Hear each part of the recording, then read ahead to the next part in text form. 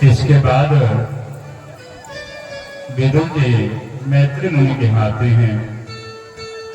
मैत्री मुनि की कुटिया में आते हैं और जैसे ही मैत्री मुनि सुनते हैं कि हमारे यहाँ विदुर जी आए हैं, दौड़ करके जाते हैं और विदुर जी को अपने अंकों में भर लेते हैं।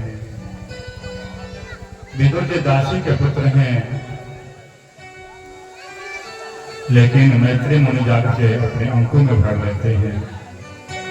जाति पाति पूछई नहीं कोई, हरि को भजी सो हरि का हो। विदुर जी मैत्री मुनि से पूछते हैं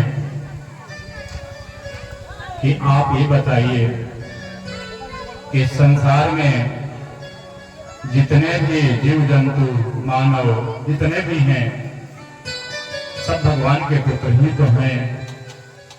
तो फिर जब भगवान के पुत्र हैं तो भगवान ऐसा न्याय क्यों करते हैं?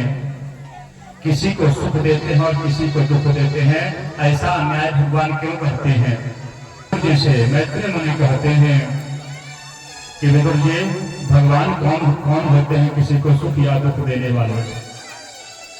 व्यक्ति जैसा कर्म करता है उसी प्रकार का फल उसे मिलता है।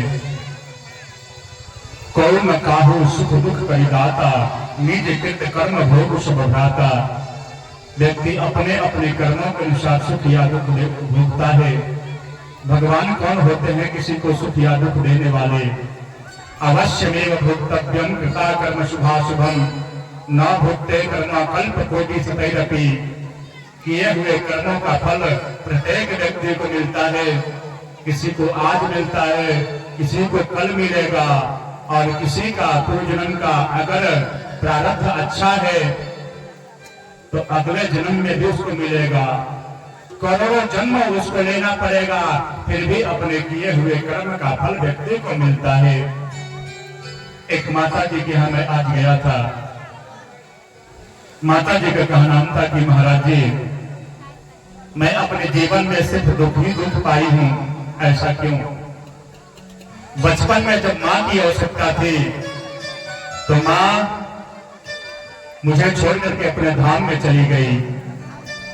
जब पति का आवश्यकता था तो पति अपने धाम में चले गए, स्वर्ग में चले गए। और जब भी मैं भगवान की पूजा करती हूँ, मैं नित्य प्रतिदिन भगवान की पूजा करती हूँ, फिर भी मुझे दुख क्यों? इस संसार में तीन कारणों से व्यक्ति दुखी होता है। तीन कारण होता है जिसके चलते व्यक्ति दुखी होता है। प्रथम दुखी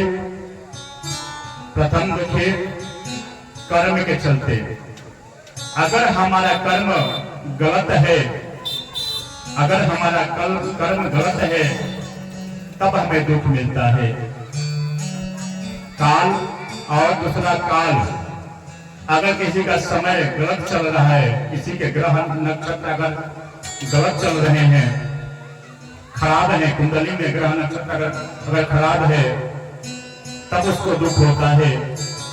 और तीसरा होता है स्वभाव। तीसरा होता है स्वभाव। स्वभाव के कारण भी लोग दुखी रहते हैं। कर्म अगर हमारा खराब है, अगर हम दुख पा रहे हैं, अगर हम अपने कर्मों में सुधार कर लें तो हमें सुख की प्राप्ति होगी। आज हमारा काल यानी समय खराब चल रहा है, लेकिन भगवान की कृपा से कल समय अच्छा हो जाएगा और हम सुखी हो जाएंगे, हमारे जीवन का दुख दूर हो जाएगा। लेकिन तीसरा होता है स्वभाव। कुछ लोग स्वभाव के चलते भी दुखी रहते हैं। एक मैं अपने शिष्य के यहाँ गया लखीसराय में। एक हमारे शिष्य हैं सिंदुरिया बनिया। उनके यहाँ मैं गया तो बहुत उदास थे। मैं पूछा कि क्या बात है सेठ जी, आप इतना दुखी क्यों हैं? कहते हैं महाराज जी मैं आपको क्या बताऊं, मुझे कितना दुख है।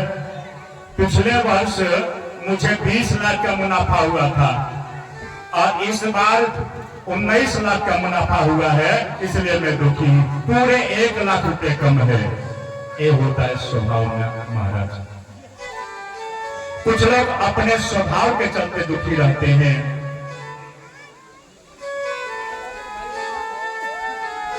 हम मानते हैं कि आप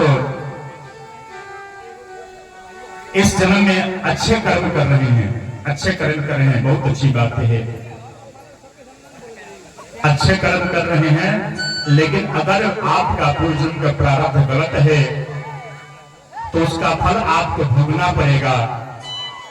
रामकृष्ण परमहंस के बारे में आप लोग सब लोग जानते हैं। रामकृष्ण परमहंस के बारे में आप सभी लोग जानते हैं, आप सभी विद्वान हैं। मेरा सौभाग्य है कि आप लोगों को कथा सुनाने का शुभ अवसर प्राप्त हो रहा है। रामकृष्ण परमहंस भगवती के उपासक थे और भगवती से साक्षात्कार होता था और भगवती स्वयं आकर के रामकृष्ण से बात करती थी और अपने जंघे पर सुलाती थी महाराज। रामकृष्ण परमहंस के पास वो ताकत था, वो मंत्र का शक्ति था, वह वाक्य सिद्ध था कि अगर किसी को कोई परेशानी होता था और अपने हाथ को एक बार घुमा देते थे तो उसका परेशानी ठीक हो जाता था। लेकिन एक दिन ऐसा आया कि रामकृष्ण परमहंस को भी कैंसर हुआ और जब कैंसर हुआ तो रामकृष्ण परमहंस अपने शिष्यों के साथ यात्रा कर रहे थे और रामकृष्ण परमहंस के शिष्यों में परम प्रिय शिष्य स्वामी विवेकानंद जी थे। और जैसे ही यात्रा कर रहे थे लोग कई प्रकार की बातें कर रहे थे, देखो देखो ढोंगी जा रहा है, या ढोंगी दूसरे के दुख को दूर करता था और आज इसको कैंसर हुआ है, यह अपना दुख क्यों नहीं दूर कर ले रहा है। स्वामी विवेकानंद जी को कष्ट होता है, स्वामी विवेकानंद जी कुछ कहने का प्रयास करते हैं। शिष्य वह होता है अगर गुरु का कोई निंदा करता है तो डट करके मुकाबला करे कि मेरे रहते हुए मेरे गुरु को कोई कैसे बदनाम कर सकता है। अगर निर्बल है तो वहां से हट जाना चाहिए या अपने कानों को बंद कर लेना चाहिए। लेकिन गुरु का निंदा, माता पिता का निंदा, गौ निंदा, ब्राह्मण निंदा, देव निंदा, ये सुनने का बहुत बड़ा पाप लगता है महाराज। स्वामी विवेकानंद जी कुछ बोलने का प्रयास करते हैं, रामकृष्ण परमहंस जी रोक लेते हैं, मत बोलो बेटा, बोलने दो। सायंकालीन रामकृष्ण परमहंस अपने निवास स्थान में विराम कर रहे हैं। उसी समय स्वामी विवेकानंद जी जाते हैं और रामकृष्ण परमहंस के चरणों को दबा रहे हैं और कहते हैं गुरुवर, आपको तो भगवती से साक्षात्कार होता है, आप पूछिएगा कि आप अपने जीवन में सदैव सबका उपकार ही किए थे, फिर आपको कैंसर क्यों हुआ। और भगवती से कहिएगा कि आपके कैंसर को माई ठीक कर दें। रामकृष्ण परमहंस कहते हैं बेटा, मैंने आज तक भगवती से कभी भी कुछ मांगा है नहीं, तो आज कैसे मांग सकता हूं बेटा। रामकृष्ण परमहंस को कसम दिलाते हैं स्वामी विवेकानंद जी, कहते हैं कि आज आपको भगवती से पूछना पड़ेगा कि आपको कैंसर क्यों हुआ और भगवती आपके कैंसर को ठीक कर दें। जैसे ही रामकृष्ण परमहंस को स्वामी विवेकानंद जी कसम खिला देते हैं, अब रामकृष्ण परमहंस प्रतिबंधित हो जाते हैं भगवती से पूछने के लिए। सायंकालीन होता है, तुरिया काल होता है और तुरिया काल में कोई भी यज्ञ अनुष्ठान किया जाए, भगवती का उपासना किया जाए तो उसका संपूर्ण फल प्राप्त होता है। तुरिया काल का समय है, भगवती का आवाहन करते हैं रामकृष्ण परमहंस, भगवती आती हैं तो रामकृष्ण परमहंस कहते हैं कि मेरे शिष्य का आदेश है पूछने के लिए, इसलिए माई मैं आपसे पूछना चाहता हूं कि मैं अपने जीवन में सदैव सत्कर्म ही किया, फिर मुझे कैंसर क्यों हुआ। माँ की आंखों में आंसू आ जाता है। माँ कहती है बेटा, अगर तुम चाहते हो कि तुम्हारा कैंसर ठीक हो जाए तो अभी तुम्हारा कैंसर ठीक हो जाएगा, लेकिन बेटा अगला जब तुम्हारा जन्म होगा पुनः तुम्हें कैंसर होगा। बताओ मंजूर तुम्हें है? रामकृष्ण परमहंस हाथ को जोड़ लेते हैं, भैया और भी अगर कोई मेरा पूर्वजन्म का प्रारब्ध अगर गलत है तो इसी जन्म में मुझे उसका फल मिल जाए, ताकि अगला जो मेरा जन्म हो वह स्वच्छ हो, निर्मल हो और सुंदर हो। मां तो रामकृष्ण परमहंस को भी अपने किए हुए कर्मों का फल मिला, तो हम और आप कौन हैं?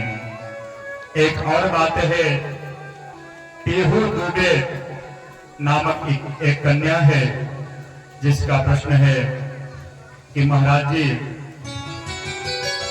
लोग कहते हैं कि कन्याओं को और महिलाओं को हनुमान जी का पूजन करने के लिए मना है शास्त्रों में, यह सही है? तो मैं कहता हूं कि सरासर यह गलत है। क्यों गलत है? हम सभी जानते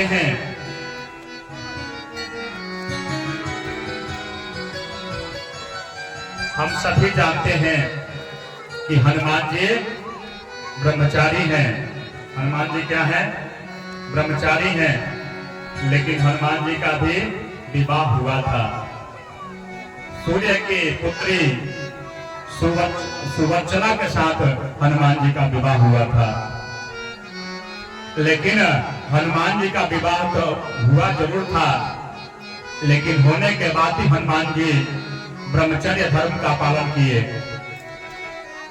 विवाह होने के बावजूद भी हनुमान जी ब्रह्मचर्य धर्म का पालन किए। और हनुमान जी का विवाह किन परिस्थितियों में हुआ? सूर्यदेव से हनुमान जी को 9 विद्याओं का शिक्षा ग्रहण करना था, जिसमें 5 विद्या सूर्यदेव हनुमान जी को सिखा दिए थे। 4 विद्या ऐसे थी जिस विद्या को कोई विवाहित व्यक्ति ही, कोई गृहस्थ व्यक्ति ही सीख सकता है। उस परिस्थिति में सुवत्सला से हनुमान जी का विवाह हुआ। अब प्रश्न यह है कि क्या कन्याएं और माताएं हनुमान जी का पूजन कर सकती हैं? बिल्कुल कर सकती हैं। सिर्फ भाव का अंतर है महाराज, सिर्फ भाव का अंतर है। अगर हम हनुमान जी को अपना इष्ट मानते हैं तो क्यों नहीं पूजा कर सकते हैं? माताओं से मैं निवेदन करना चाह रहा हूं कि आप पुत्र मान करके हनुमान जी का पूजन कीजिए। बेटियाएं हमारी भाई मान करके पूजा कीजिए। हमें अपने मकान से, दुकान से, अपने पुत्र से, बेटे से, बेटी से प्रेम होता है, लेकिन भगवान से क्यों नहीं प्रेम होता है? जरा हम कभी विचार किए हैं? नहीं किए हैं ना। हमें इसलिए प्रेम होता है अपने पुत्र से, अपने पुत्री से, अपने मकान से, दुकान से, व्यापार से, क्योंकि हम उसे अपना मानते हैं। हम कोई संबंध जोड़ लेते हैं। लेकिन अगर हम भगवान से कोई संबंध जोड़ लें तो हमें स्वतः भगवान से प्रेम हो जाएगा। कन्याएं हनुमान जी का पूजन भाई मान करके पूजा कर सकती हैं, माताएं पुत्र मान करके पूजा कर सकती हैं। और कहा गया है कि और देवता चित्त न रहे, हनुमत से सर्व सुख करहि। सारा सुख, सारा यश, वैभव सिर्फ हनुमान जी का पूजन करने से प्राप्त हो जाएगा। महाराज बोलो जय जय श्री राधे। बोले हनुमान जी महाराज के, संगम हनुमान जी महाराज के, संगम हनुमान जी महाराज के। नमः पार्वती पतये हर हर महादेव।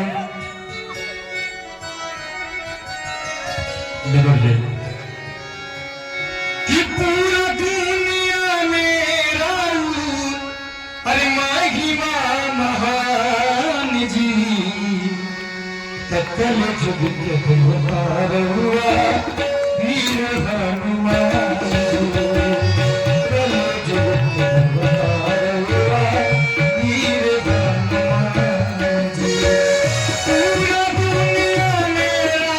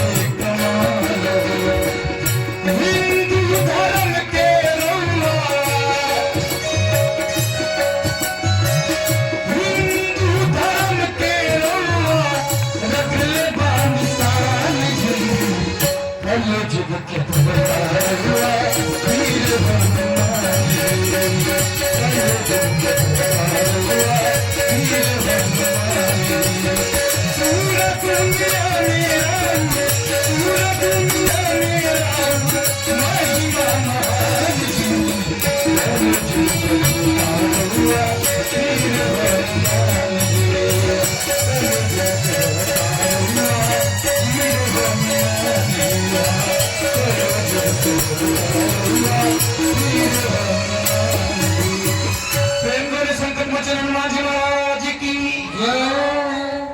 अगर आप किसी विषम परिस्थिति में फंस जाएं, अगर आपके ऊपर बहुत संकट आ जाए, तो हनुमान जी का चित्र अपने सामने रख करके, लाल वस्त्र को पहन करके, लाल आसन पे बैठ करके, लड्डू का भोग लगा करके, तुलसी दल चढ़ा करके या तुलसी दल का माला पहना कर हनुमान जी को आप इस मंत्र का 108 बार पाठ करिए। सकल अरिन मद मर्दन की जय, सकल विजय पवन सुख दीजय। सकल अरिन मद मर्दन की जय, सकल विजय पवन सुख दीजय। सकल अरिन मद मर्दन की जय, सकल विजय पवन सुख दीजय। इस मंत्र का 108 बार पाठ करिए। आपके